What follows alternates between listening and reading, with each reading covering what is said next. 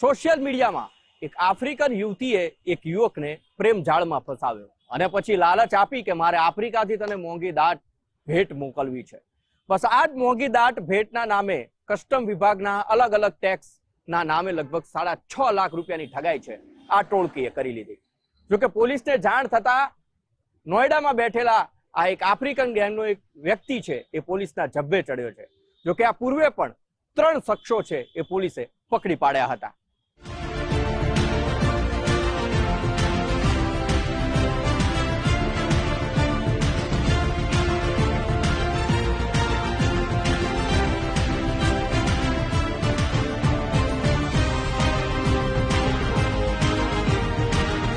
Social media પર મહિલાઓ મિત્રતાની જાળ પાથરીને લગ્નના વચન આપીને કે વિદેશથી મોંઘી ગિફ્ટ મોકલવાનું કહીને છેતરપિંડી કરતી હોવાના કિસ્સા વધતા જાય છે. ઓનલાઈન ઠગબાજોના નિશાને ગ્રામ્ય વિસ્તારના ખેડૂતો અને સિનિયર સિટીઝન રહે છે. રાજકોટ પોલીસે છેતરપિંડી આચરતી આફ્રિકન ગેંગના વધુ એક સભ્ય માજી ઓનુ મધુ આબુચીને ઝડપી પાડ્યો. મૂળ જસદણના એક 42 વર્ષીય ખેડૂતને ફેસબુક મારફતે ફ્રેન્ડ રિક્વેસ્ટ મળી. મેરી એમ સેમ્યુએલ્ફ નામની પ્રોફાઇલ પરથી મેસેજ આવ્યો. આ ઠગબાજ યુવતીએ જાત જાતની વાતો કરીને ખેડૂતને પ્રેમજાળમાં ફસાવ્યો. આ યુવતીએ વિદેશથી કિંમતી પાર્સલ મોકલવાની લાલચ આપી. આ ઘટનાક્રમના થોડા દિવસો બાદ એક વ્યક્તિએ દિલ્હી પાસપોર્ટના અધિકારી હોવાની ઓળખ આપીને એક પાર્સલ બતાવ્યું. આ વિદેશી પાર્સલ રિસીવ કરવા માટે કસ્ટમ ડ્યુટી ભરવી પડશે તેવી જાણકારી આપી.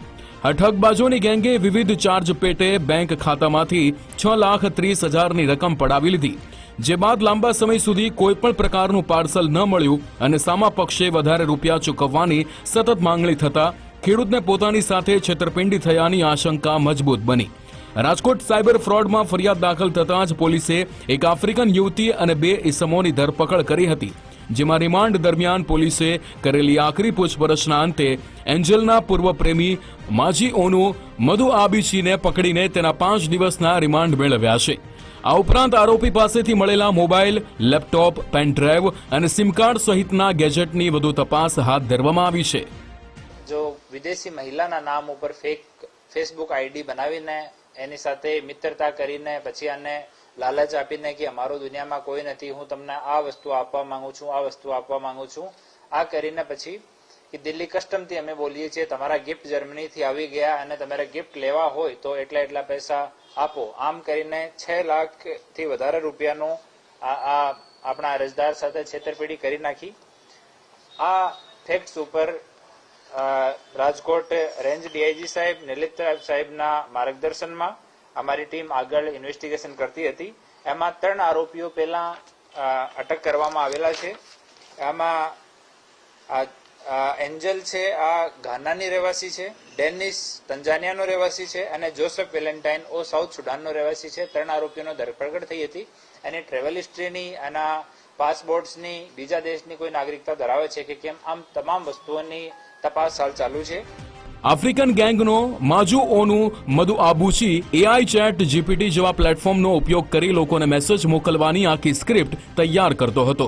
જે બાદ એન્જલના આઈડીથી મેસેજ મોકલીને વિશ્વાસમાં લીધા બાદ લોકો સાથે છેતરપિંડી આચરતો હતો. આ બંને આરોપી એન્જલ અને માજીઓનુ મધુ આબુચી વચ્ચે ગત માર્ચ મહિનામાં બ્રેકઅપ થયું હતું. આ સમયે સોશિયલ મીડિયાના ઉપયોગથી ઓરિજિનલ પાર્સલ જેવો ફોટો તૈયાર કરાવ્યો હતો. કરવાવાળો એક ફર્ડિનાન્ડ ઉર્ફે માજી આ નાઇજીરિયાનો રહેવાસી છે અને 2014 થી આ ભારતમાં રહે છે. હાલ દિલ્હીમાં મેરોલીમાં ત્યાં નિવાસ કરે છે અને મૂળ કામ આ ફ્રોડનો છે. આ મેડિકલ વિઝા ઉપર 2014માં અહીંયા આવ્યો હતો અને ત્યારથી અહીંયા છે. હાર્ટનું કંઈ મેડિકલ સર્ટિફિકેટ લઈને એના ઉપર આ મેડિકલ વિઝો લીધો હતો. મેડિકલ વિઝો પણ એક્સપાયર થઈ ગયો. એનો પાસપોર્ટ રિકવર થયો છે. એની પાસેથી 4 મોબાઈલ ફોન રિકવર થયા છે, 1 લેપટોપ, 3 સિમ, એક passport, pen drive, wifi receiver અને રોકડ રકમ 20,900 રૂપિયા એટલો મુદ્દામાલ એની પાસેથી રિકવર થયો છે. આ શાતિર ઠગ માજીઓનુ મધુ આબુચીએ અત્યાર સુધીમાં 6 લોકો સાથે છેતરપિંડી આચરી હોવાની પોલીસની પ્રાથમિક પૂછપરછમાં કબૂલાત કરી છે. આ ઠગ ટોળકી દ્વારા 15 જેટલા મ્યુલ એકાઉન્ટ મેળવવામાં આવ્યા હોવાનું તપાસમાં સામે આવ્યું છે. રાજકોટ સાયબર સેલ દ્વારા 15 બેંક એકાઉન્ટમાં થયેલા આર્થિક વ્યવહારોની ઝીણવટભરી તપાસ હાથ ધરવામાં આવશે.